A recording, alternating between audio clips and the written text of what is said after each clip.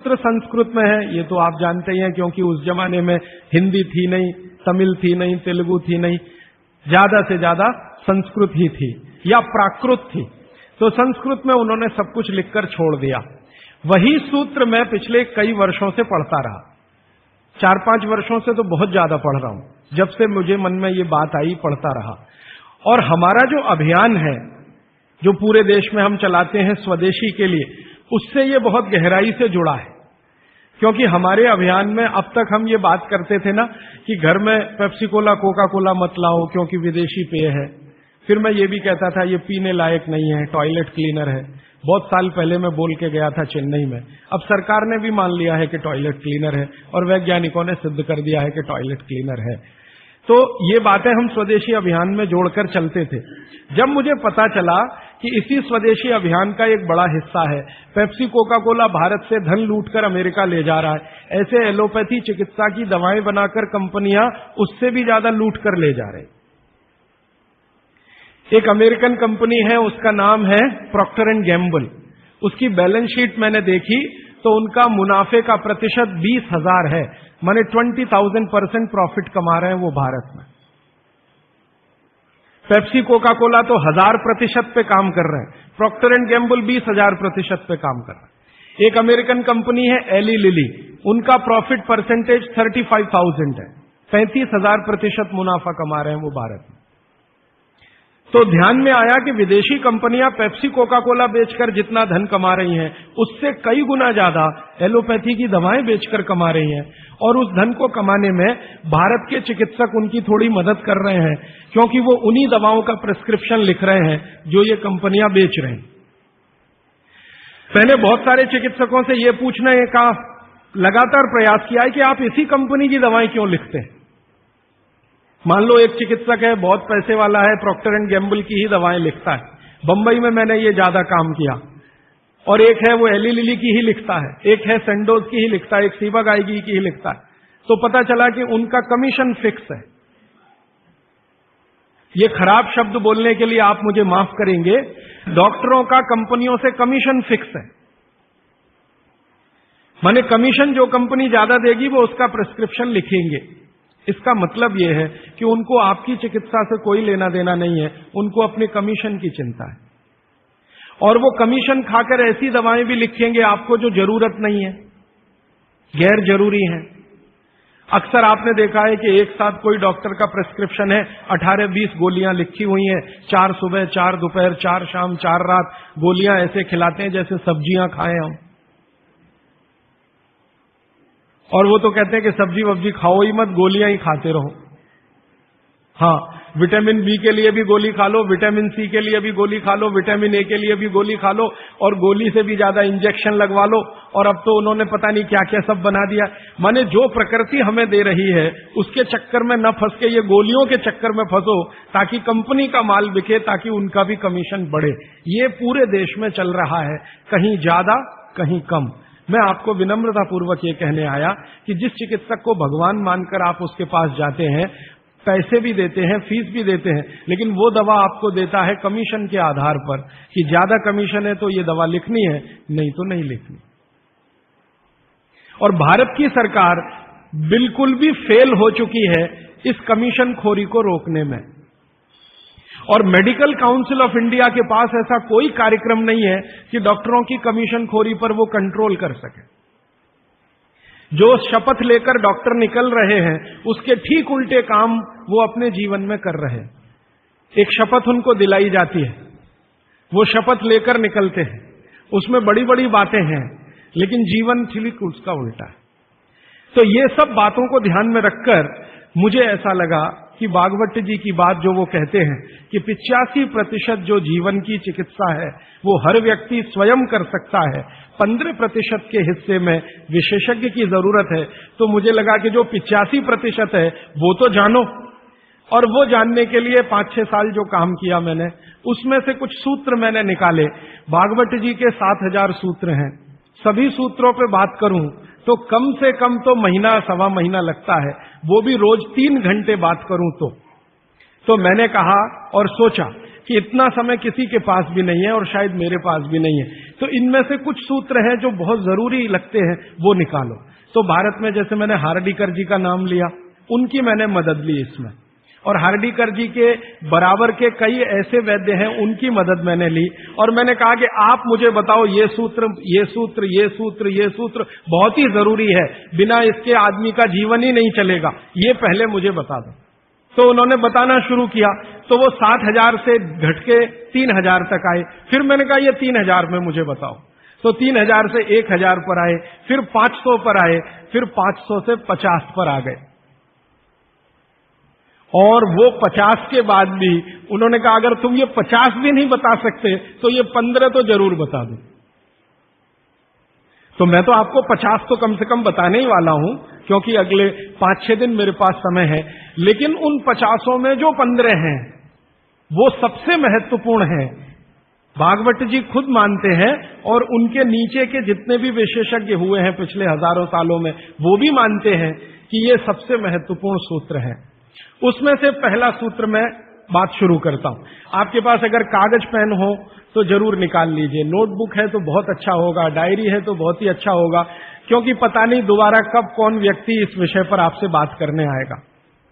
और अगर नहीं है कागज पेन कॉपी तो भी चिंता मत करिए, क्योंकि मैंने पिछले कुछ वर्षों में काम करते करते ये सूत्रों को किताब में भी लिख डाला है। मैंने किताब बना दी है, भागवत संहिता जो है, माने भागवत जी की अष्टांग हृदयम और अष्टांग संग्रम, इनके सूत्रों को कलेक्ट करके, सेलेक्ट करके 3 भाग में एक पुस्तक बनाई है, पार्ट 1, पार्ट 2, पार्ट 3, अष्टांग हृदयम, भाग 1, भाग 2, भाग 3।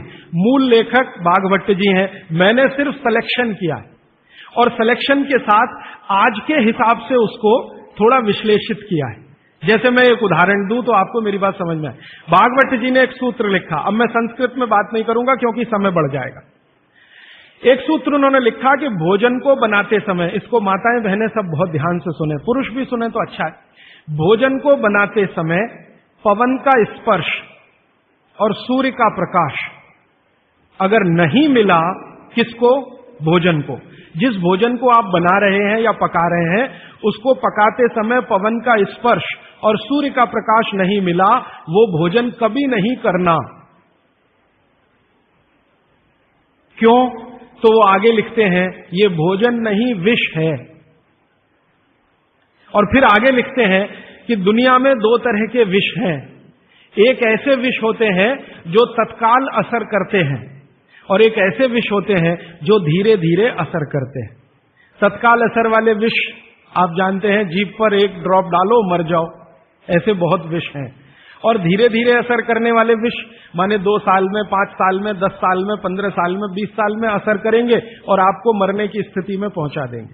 तो सूत्र उनका इतना है कि जिस भोजन को बनाते समय पवन का स्पर्श और सूर्य का प्रकाश ना मिले, वो भोजन को कदापि ना करें, क्योंकि वो विष है।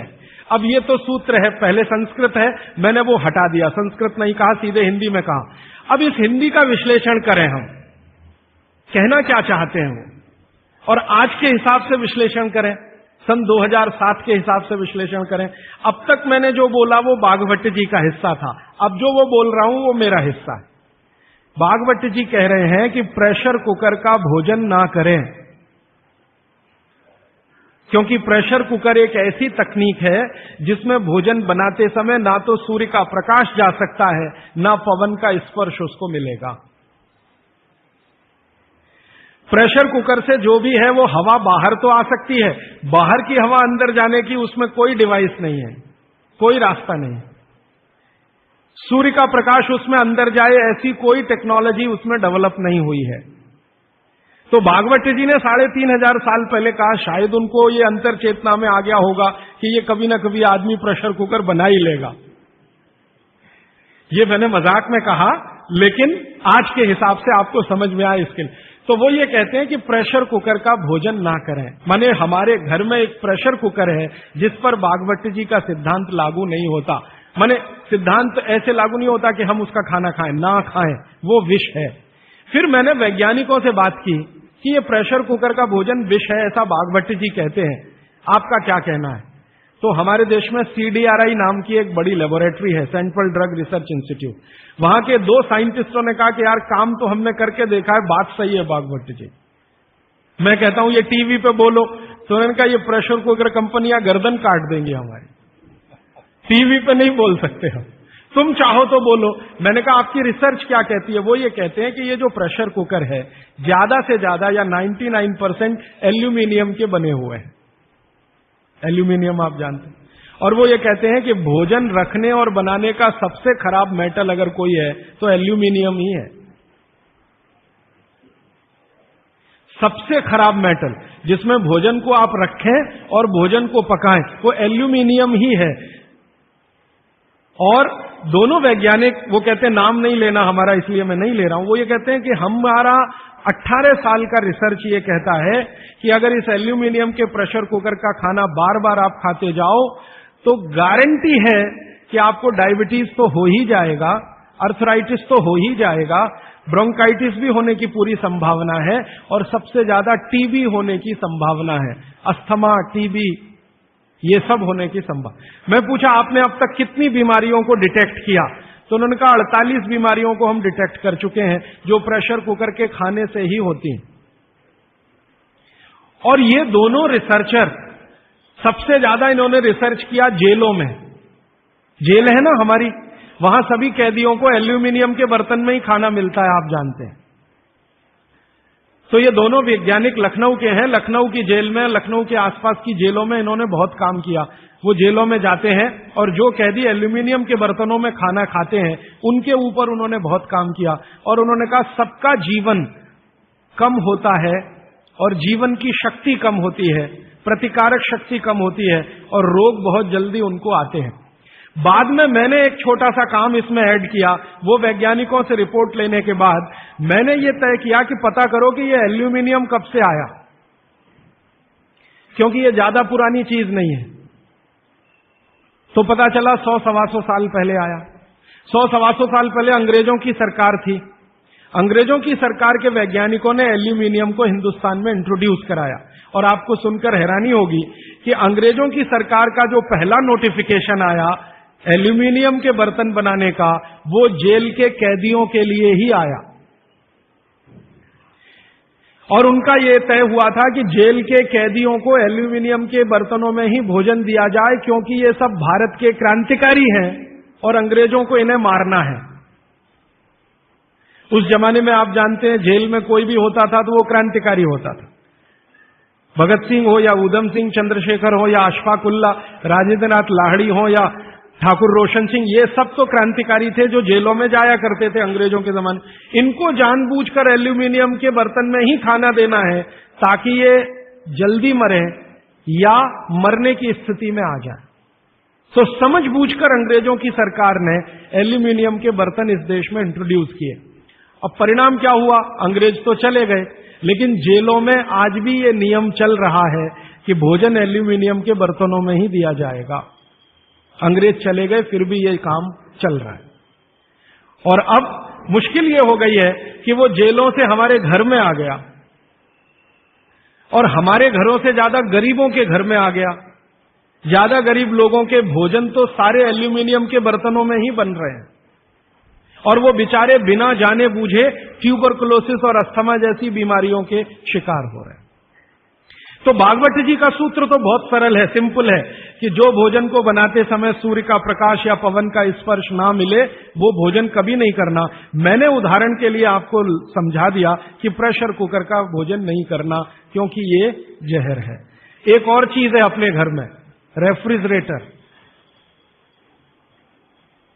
रेफ्रिजरेटर भी एक ऐसी वस्तु है, एक ऐसी डिवाइस है, एक ऐसी टेक्नोलॉजी है जिसमें सूर्य का प्रकाश नहीं जा सकता, पवन का स्पर्श भी नहीं हो सकता। और एक तीसरी चीज है अपने घर में, माइक्रोवेव ओवन। इसमें भी सूर्य का प्रकाश नहीं जा सकता, पवन का स्पर्श नहीं हो सकता। मतलब सीधा सा ये है कि आधुनिक तकनीकी से बनी हुई चीजें जो हमारे घरों में आई हैं पिछले 15-20 वर्षों में, भागवत जी के अनुसार इनमें रखा हुआ पकाया हुआ भोजन विष है, तो ना करें। नहीं तो क्या होगा? आप कहेंगे जी हम तो करेंगे, हम तो छोड़ नहीं सकते प्रेशर कुकर को, हम तो छोड़ नहीं सकते रेफ्रिजरेटर को, हम तो छोड़ नहीं सकते माइक्रोवेव ओवन को, क्योंकि इसमें भोजन से समय बचता है। मेरा बहुत सारी माताओं और बहनों से तर्क हुआ है, वो ये कहते हैं कुकर में खाना बनाने से समय बचता है। तो मैं उनसे पूछता हूं ठीक है समय बचता है, तो बचे हुए समय का क्या करती हैं?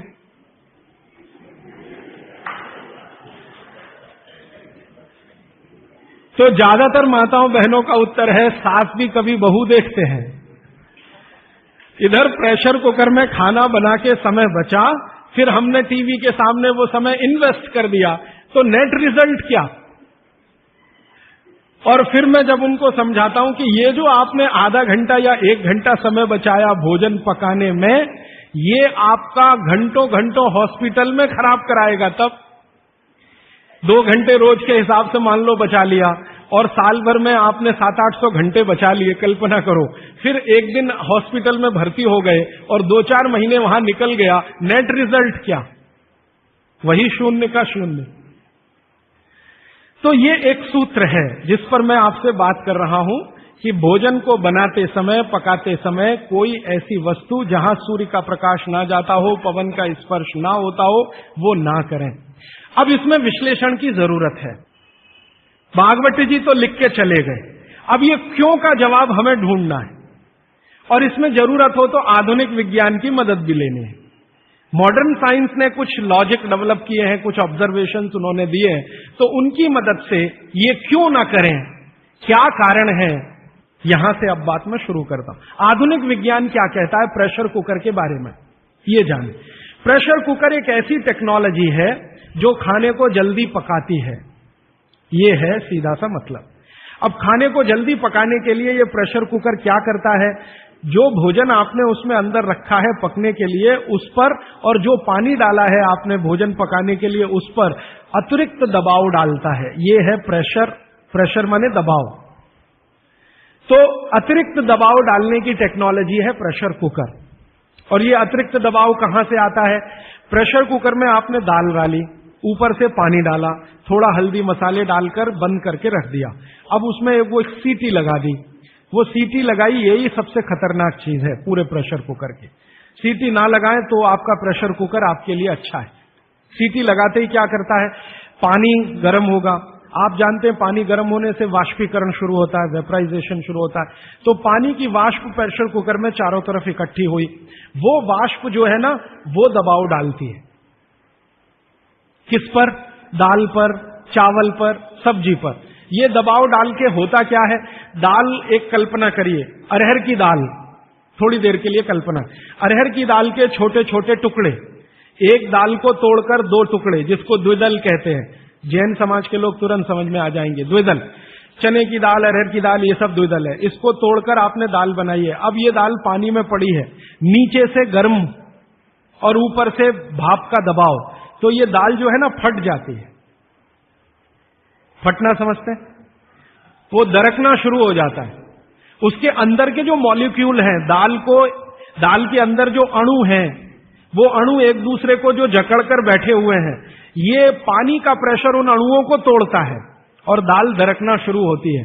वो दाल दरक जाती है और पानी इतना गर्म होता है तो उबल जाती है, पकती नहीं है, उबलती है। पकना और उबलने में अंतर है। तो उबल जाती है और दरक जाती है। आप खोलते हैं, 5 मिनट बाद आपको लगता है दाल पक गई है। पक नहीं गई है, वो थोड़ी सॉफ्ट हो गई है, नरम हो गई है, क्योंकि नीचे से गर्मी पड़ी, ऊपर से प्रेशर पड़ा वाष्प का, वो पकी नहीं है, उबल गई है और उसका सॉफ्टनेस बढ़ गई है। तो आपने खा लिया तो आपने कहा पकी हुई दाल खा ली। माफ करिए, दाल पकी हुई नहीं है। फिर आप बोलेंगे जी पकी हुई दाल और इस दाल में क्या अंतर है? पकी हुई दाल का आयुर्वेद में एक सिद्धांत है। आयुर्वेद में वैसे सभी सिद्धांत हैं, उसमें से एक मैं आपसे बता रहा हूं। आयुर्वेद चिकित्सा ये कहती है कि जिस वस्तु को खेत में पकने में जितना ज्यादा समय लगता है, जिस वस्तु को पकने में खेत में जितना ज्यादा समय लगता है, भोजन रूप में पकने में भी उसको ज्यादा समय लगता है। अब अरहर की दाल की बात करें, आप में से थोड़ा भी गांव से जुड़ा हुआ कोई व्यक्ति होगा तो आप जानते हैं अरहर की दाल को खेत में पकने में कम से कम 7 से 8 महीने लगता है। कम से कम 7 से 8 महीना लगता है।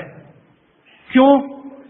अरहर की दाल में जो कुछ भी है, जिसको आप न्यूट्रिएंट के रूप में जानते हैं, माइक्रो न्यूट्रिएंट के रूप में जानते हैं, सूक्ष्म पोषक तत्व के रूप में जानते हैं, वो मिट्टी से दाल तक आने में सबसे ज्यादा समय लगता है।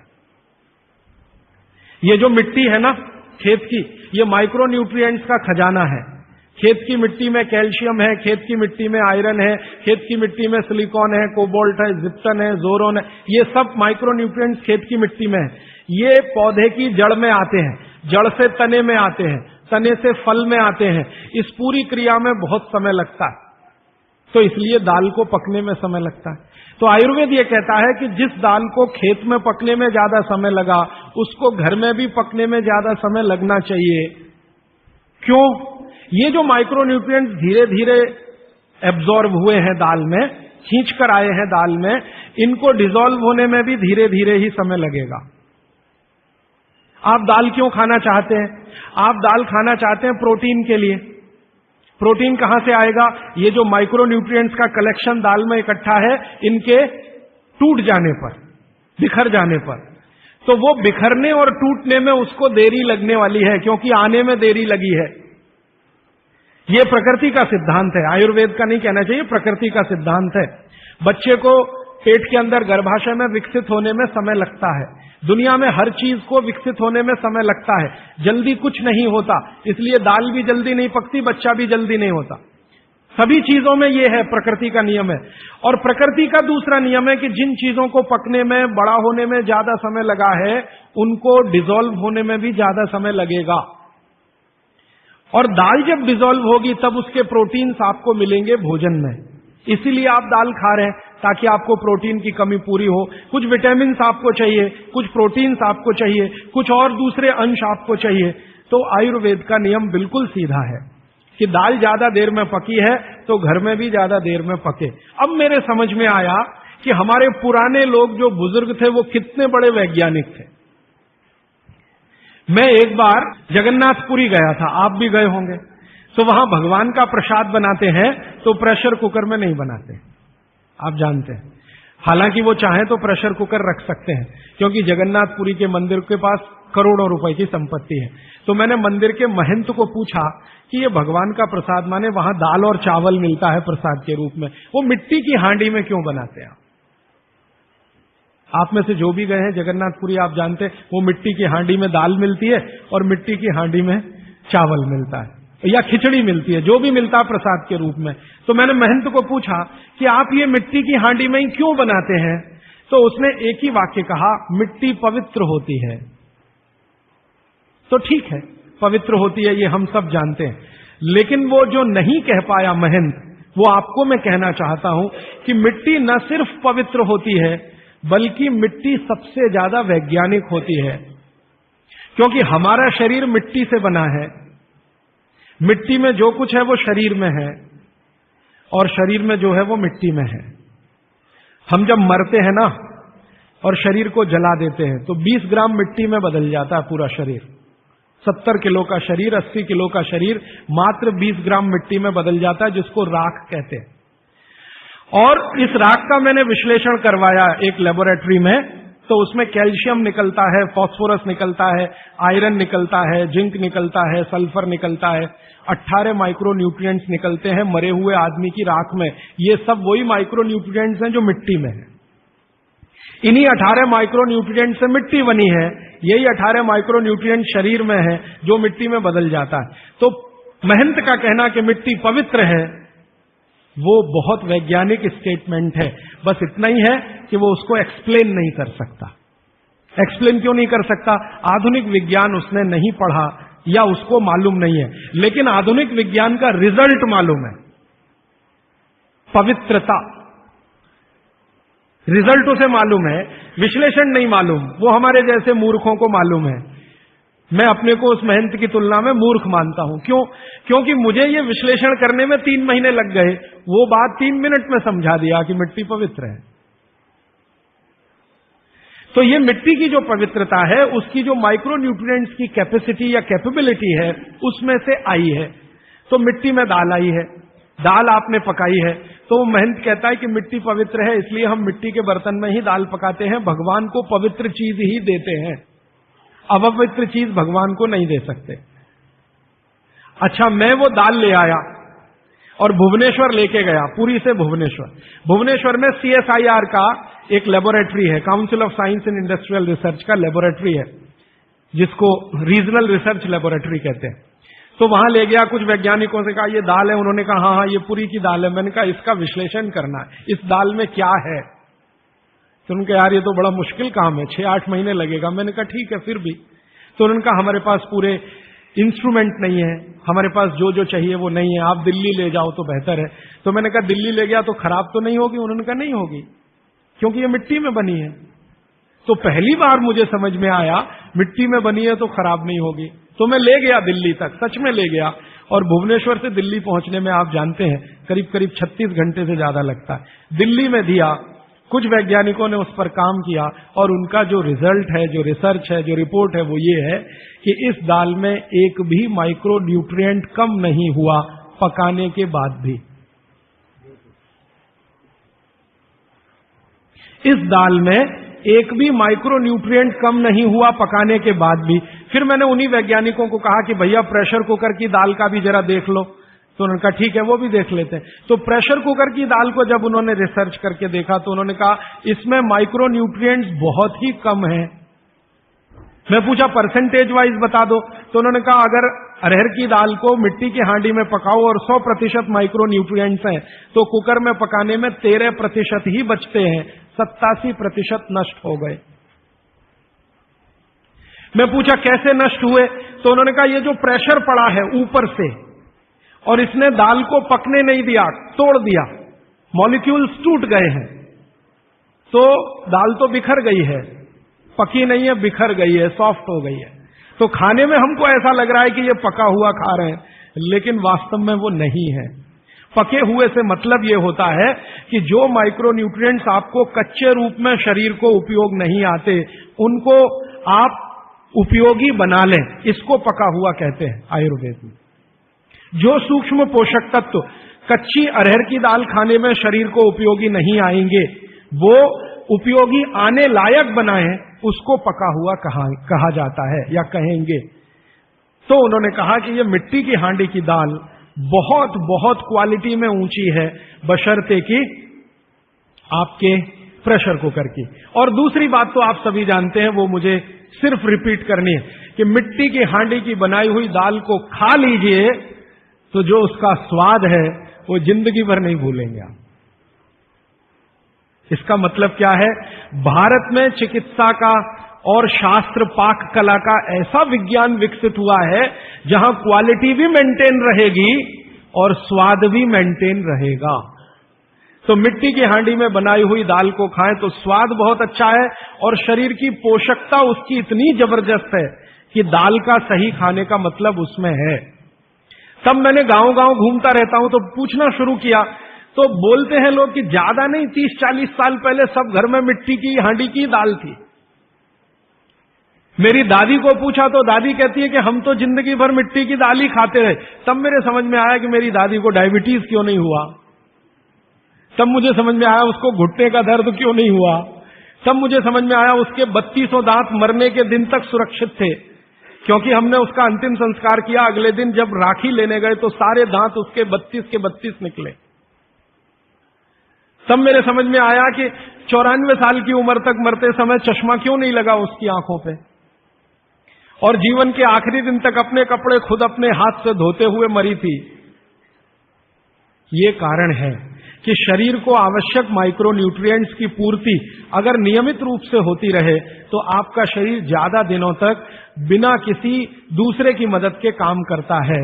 तो माइक्रो न्यूट्रिएंट्स पूरा सप्लाई मिला दाल में, जो खाई थी उसने मिट्टी की हांडी में पका पका के।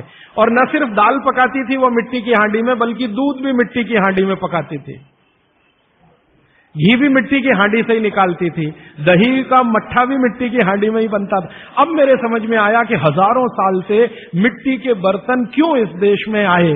हम भी एल्यूमिनियम बना सकते थे, देखिए, बात मैं आपसे कहने जा रहा हूं वो ये कि हिंदुस्तान भी 2000 साल पहले, 5000 साल पहले एल्यूमिनियम बना सकता था, क्योंकि एल्यूमिनियम का रॉ मटेरियल इस देश में भरपूर मात्रा में है।